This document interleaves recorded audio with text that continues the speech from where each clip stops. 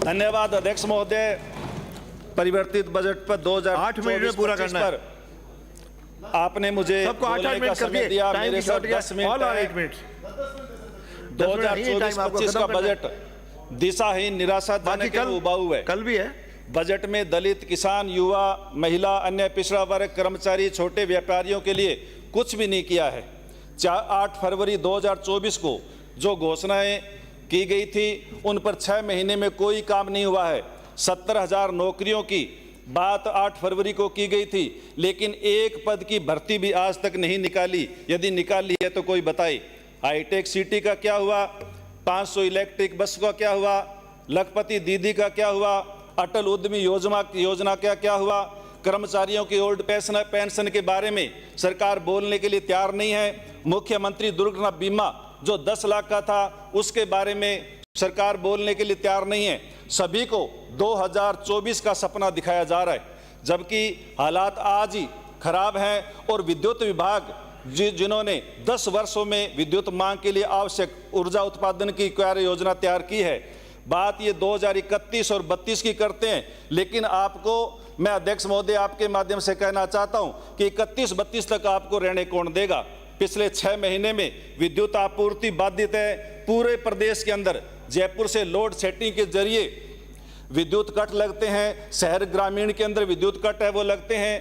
प्रभात नगर सूरतगढ़ के अंदर 132 केवी GSS का 1 जून को उद्घाटन हुआ, लेकिन आज तक आउटपुट है वो निकल नहीं रही है। भोपालपुरा रत्तासर के अंदर अध्यक्ष महोदय पिछली बार बजट जब लोकसभा चुनाव से पहले जब सत्र चला था तब मैंने प्रश्न लगाया था कि 33/11 GSS का क्या है, और उत्तर दिया गया था कि कार्य आदेश जारी किया जा चुका है, कार्य प्रगति पर है, शीघ्र पूर्ण किया जाना है। लेकिन मैं मंत्री महोदय को बताना चाहता हूं कि आज तक एक ईंट भी इन दोनों GSS पे नहीं गिरी है। विद्युत विभाग के पास LT लाइन नहीं है, ट्रांसफार्मर नहीं है। किसानों को 6 घंटे विद्युत आपूर्ति जो उससे पहले मिलती थी, अब 2-2 घंटे विद्युत आपूर्ति किसानों को होती है। आटा चक्की वाला आटा नहीं पीस पा रहा है, वाटर वर्क्स पानी नहीं दे पा रहा है, और भारी उमस और गर्मी के कारण बुजुर्गों और बच्चों का बहुत बुरा हाल है। महोदय, बजट के अंदर 5 करोड़ सड़कों का देने का जिक्र किया गया। पिछली बार मुख्यमंत्री अशोक गहलोत साहब ने हर 1 साल के अंदर 10 करोड़ रुपए सड़क के दिए थे। आपने उस बजट को आधा किया है, और आधा करने के साथ ही आपने इधर जो सारे विधायक बैठे हैं इनको किसी से न पूछ करके और आप लोगों ने अपने आप अधिकारियों ने इस बजट को देने का काम किया, जिसका काम आज तक शुरू हुआ नहीं है। 3 करोड़ का अन्य आधारभूत ढांचे को आप लोगों ने लेकर के दिए, उसका आज तक CO जिला परिषद के पास आपका काम आज तक पहुंचा नहीं है। मैं अध्यक्ष महोदय, भाषा अकादमियों का उन्नयन के बारे में आपने बजट के अंदर जिक्र किया है, लेकिन राजस्थानी भाषा को मान्यता आप कब देंगे? राजस्थानी भाषा के अंदर के स्कूलों के अंदर राजस्थानी भाषा पढ़ाई जाती है, कॉलेजों में पढ़ाई जाती है, PhD हो रही है, लेकिन राजस्थानी भाषा पर राजस्थान की सरकार एक शब्द भी बोलने के लिए तैयार नहीं है। मैं कहना चाहता हूं अध्यक्ष महोदय कि संविधान को नहीं मानने वाले लोगों ने भी बाबा साहब अम्बेडकर का जिक्र इस संविधान के अंदर किया है, लेकिन आप इस बात को भी यानी ध्यान कर लें कि बाबा साहब अम्बेडकर ने 26 नवंबर 1949 को जब संविधान सभा को संविधान भेंट किया था, उस समय कहा था कि किसी भी देश का संविधान चाहे कितना भी अच्छा क्यों न हो, उसे लागू करने वाले लोगों की नियति साफ नहीं है तो वो बुरे से बुरा संविधान साबित हो सकता है। और ये आज पूरा का पूरा जो सत्ता पक्ष है वो केंद्र से लेकर के राज्य सरकार तक कर रहा है। आंगनबाड़ी के भवन आपके पास है नहीं, सामुदायिक भवनों के अंदर, स्कूल भवनों के अंदर और अन्य स्थानों पर चल रहे हैं।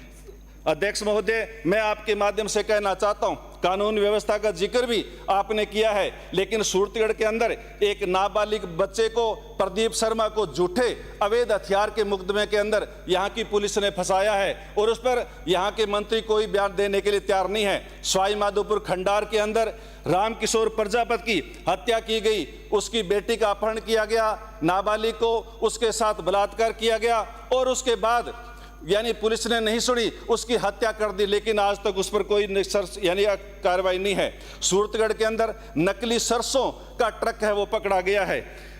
रीडी सोसाइटी डूंगरगढ़ से एक ट्रक सूरतगढ़ के अंदर गया, जिसको जब वहां के हमारे व्यापार मंडल के अध्यक्ष ने जब सरसों को हाथ में लेकर उसमें पानी डाला तो वो सारा का सारा रेत बन गया। इस तरह की हालात आज राजस्थान के अंदर कानून व्यवस्था की है। अध्यक्ष महोदय, मैं आपके माध्यम से कहना चाहता हूं, गंगानगर हनुमानगढ़ के अंदर बाखड़ा और गंग नहर में शेष जो खाड़े बनने हैं उनको मात्र 10 करोड़ रुपए का बजट आपने दिया है, जो ऊंट के मुंह में जीरे के समान है, क्योंकि सारे के सारे खाड़े लगभग 30-35 साल पुराने बने हुए हैं और वो खाड़े यदि नहीं बने तो वो पानी किसानों को पूरा मिलने वाला नहीं है। गंग नहर के अंदर 2500 क्यूसेक पानी की जगह 1000 कभी 1300 क्यूसेक पानी चलता है। आईजीएनपी के अंदर 18,000 की जगह 11,000 12,000 क्यूसेक पानी चलता है।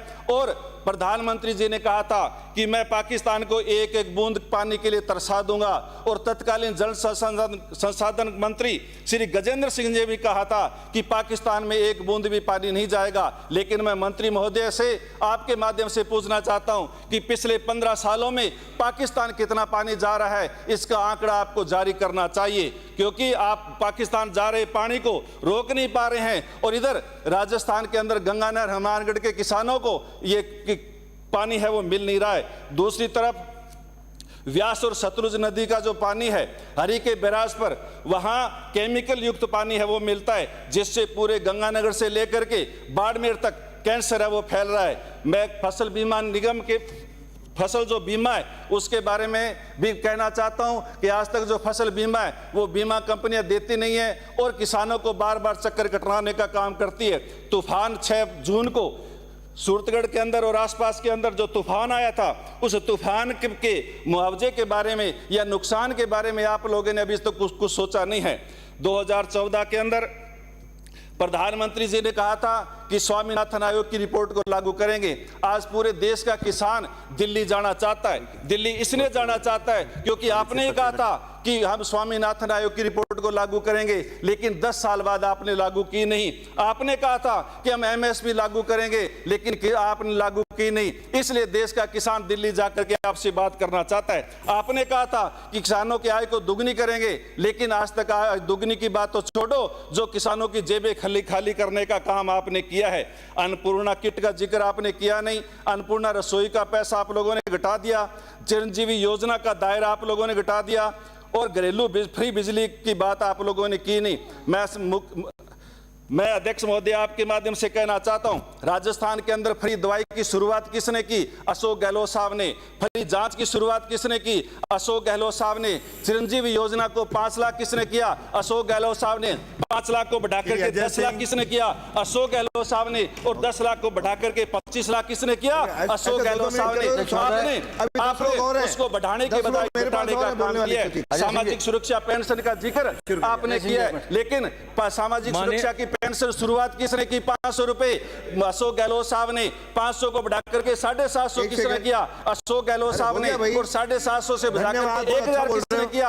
अशोक गहलोत साहब ने। और 15% बढ़ाने का काम भी अशोक गहलोत साहब ने किया था, लेकिन आपने सिर्फ 15% बढ़ाई है। आपने नया कुछ नहीं किया है।